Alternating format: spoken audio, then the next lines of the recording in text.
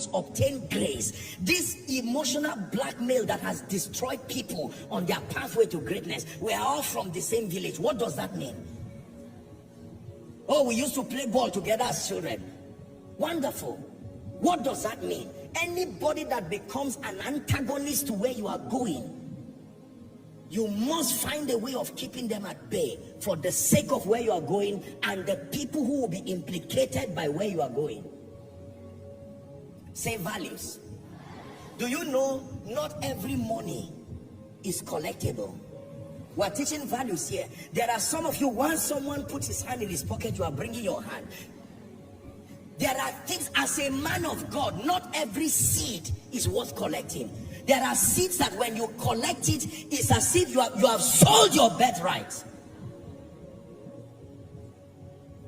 People have given me gifts today. I have collected some, but there are some I know by wisdom or sometimes by the instruction of the Spirit that this is not the time for collection. That was the mistake of Gehazi until he became leprous. Is this a time to collect this now? Values. As a man of God, there are people you need to go and pray for. And as soon as you pray for them, you share the grace, you tell them, thank you, sir. May God bless you, I'm leaving. No, man of God, stay. Sometimes you just need to say thank you. You preserve your honor when you do certain things. Are we together now? Yes. As a man of God, for instance, you don't go around harassing your people and saying, do you know what? My birthday is tomorrow. You bring 1 million. You bring 2 million. Now, with all due respect, you don't do that and then say, may God bless you. I carry the prosperity anointing. How in the world do they believe that? The ability to put restraint on your life is a major revealer of the kinds of values that you have. I receive and manifest your power and your wisdom till my nation see Jesus lifted up, He's exalted. There are people today who respect certain men of God, certain businessmen. Do you know why? Because they have seen the ability to express restraint. Restraint. Do you know how many people I've met in my life who say, Apostle, you have blessed me. Please, what can I do for you? And these are wealthy and blessed people. And these are not jokers. These are people that if you mention anything within their power, they will do it. You see that you know the power of restraint in the presence of opportunities. Hallelujah.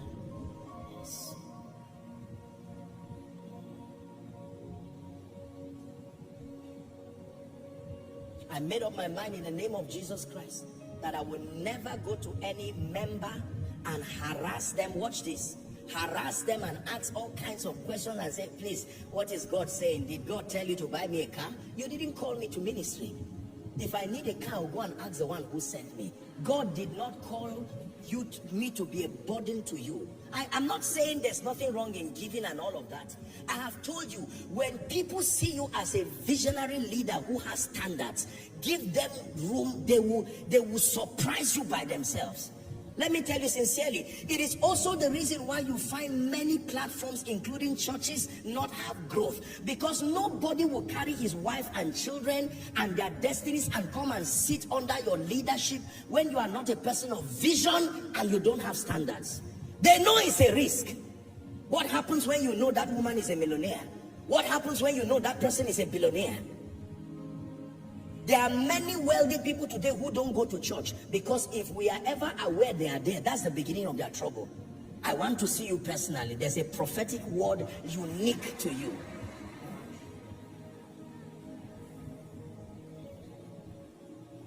Number 3, how nations, people, families become great. Are you ready for number 3? The third key that is responsible for building nations to greatness is called education. Write it down, please. Education. No nation can be great if it does not respect the power of education. Let me define for you what I call an educated person. Because there are many people who went to school but are not educated. When I talk about education, in addition to going to school, this is what an educated person means in my world. The ability to read, the ability to write, the ability to communicate effectively. Please underline that one. The ability to read, write, communicate effectively, think constructively, and then use the knowledge acquired as a tool to birth solutions. This is an educated person. Let me take it again. That to be educated means you have the ability to read. I didn't say read English. The ability to write. I didn't say write English. The ability to communicate effectively. One of the major indices to measure an educated person is that you have trained your intellectual faculty to be able to communicate your thoughts and your ideas effectively. If that does not happen to you, you are greatly disadvantaged, even if you went to school. Because the world thrives on your ability to transfer thoughts, and you must master the art of transferring your thoughts so that your audience receive it as intended. There are many people who went to school but did not get educated. The ability to read, the ability to write, the ability to communicate effectively, the ability to think constructively. The essence of secular education is to prime your creativity. When you do your MSc, it's called masters. When you do PhD, it's supposed to prime your creativity so that intuitively you can be presented with a set of complicated things and there is a thought line. You have trained your mind already to approach life from a certain way. And then the ability to use knowledge as a tool to birth solutions. This is what we lack in Africa. We brag a lot about education, but I can tell you secular education is wonderful, but systems, we need to review our strategy. You find someone who was educated, respectfully speaking, somewhere in Africa, and bring other people across the world. Maybe they even study the same course. When they sit down, they will not be able to talk, because one has not been trained to think effectively, to communicate their ideas. Even when they are right, you ask them, okay, so how do we make this work? And they are at a loss. The knowledge of physics, chemistry, mathematics, biology, and everything in between does not automatically make you educated. Priming your creativity, your ability to communicate, that intuitiveness. This was the whole idea of being educated. It still remains so. So we must be able to trust God to see the power of education. There are many brilliant people today who are gifted, but they are poor communicators. In the presence of opportunities, they fall like a pack of cards because they do not know how to communicate their thoughts and their ideas. One of the things I've seen with developed nations is that they have mastered a profound ability to sell themselves, to communicate their ideas. They can bring a point that does not make sense, but by the time they are done speaking to you, you will sign without knowing. And that's what has brought Africa to the kind of bondage we're in. So people say a lot of things, they give you statistical presentations, and by the time they are done, they now say sign here. And then we sign. And then at the end of it, we'll realize, what did he even say as the second point while I was signing? That if this does not happen, we remain slaves for 30 years. You signed. There is a spirit in man and the inspiration of the Almighty. Can I tell you this? Don't brag around just moving and saying, I'm a graduate. Go and begin to reinvent yourself to suit today's world. Sit down and learn communication as a planned discipline. Did you hear what I'm saying? Yes. Go and get materials from master communicators. You are a man of God. You are sent to transfer thoughts to people. I'm speaking right now, and there are people connecting from across the globe, from different cultures, different levels or experiences and expertise and all of that, and you are supposed to transfer this idea to them. Let's reject laziness. Don't keep your certificate and saying, I studied mathematics, I studied this, there's no job for me. Can I tell you, there are people today who it's not what they studied that they are practicing. They went to reinvent themselves. They became communicators. They are the think tanks behind many conglomerates. They can earn somebody's 1 year salary in 1 week because of the health of their minds. Please lay your hands on your head. Say, in the name of Jesus, I curse illiteracy. One more time, say, in the name of Jesus, I curse illiteracy.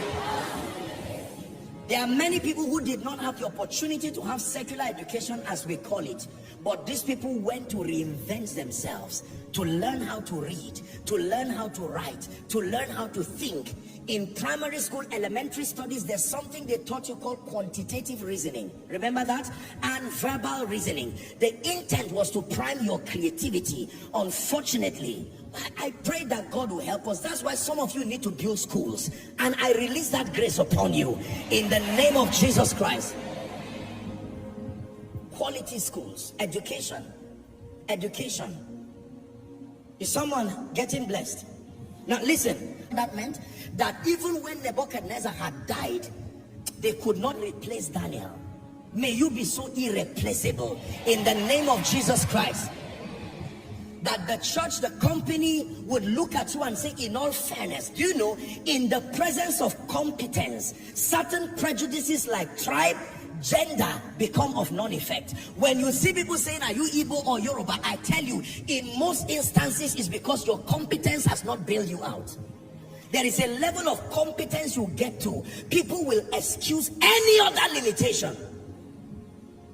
I have prayed for people who work in corporations today, and they work among people who are they may have certain mentality that is not good, and yet we have people today, Africans, Nigerians, heading political spheres, even in the United States. I've had the privilege of meeting some of them. They are not dummies. Education, the ability to write, the ability to read, the ability to communicate effectively. I'm giving you this assignment under God. If you have a problem with communication, go and labor in the spirit. There are online courses. Instead of gossiping online, use the same time, get a course and sit down. Learn from master communicators. The world that is evolving now will have no place for people who do not know how to articulate their ideas intelligently. You will thank me for what you are learning. Nigeria, let's learn how to communicate our ideas. We travel to go and attract investments and we return empty-handed. Do you know why? Because we are not lying, but we are still at the level of infancy as far as communicating our ideas are concerned. I met a gentleman one time who had some program. He's currently doing some program with the United Arab Emirates, and they gave this gentleman, I hope I'm right, it's not less than $50 million. And I asked him, what did you tell them? Because these guys are not stupid people. They've been business veterans for a long time. What kind of idea did you propose that as a young boy, as you are in your early 20s, that these people did not have the fear to trust you with that kind of money? It's true that ideas rule the world. Even in communicating your Christian faith, it's important. Listen, when you want to become a good communicator, there are two things you need. One is utterance, the other is oratory. Utterance is a spiritual quality. It comes from God. The ability to speak so that anybody, regardless their level of intellectual level, they can understand you. That is utterance. But you need oratory. The ability to use words as a tool to transfer thoughts. It's a learnable skill. Learn it. People, families, nations become great on the strength of their ability to think intuitively and to communicate effectively. Many men of God cannot be called to non-church board meetings to have the opportunity to speak. I had the honor to speak a few months ago in the World Conference of the Full Gospel Businessmen Fellowship. These are a beehive of some of the business authorities around the world from across the globe. Now, you don't come in the midst of this kind of people and speak a lot of confusion and waste your time. You're speaking to people who own conglomerates. These are intelligent people. Now you want to transfer thoughts that become, some of those guys have business schools. They train executives, they train nations. Now they come to submit to you in the name of a preacher. I made up my mind in the name of Jesus that I will continue to improve myself, building capacity, that my bankruptcy of knowledge will never bring shame to the name of Jesus, nor the people who I stand to represent. And this has been my commitment, and it remains so.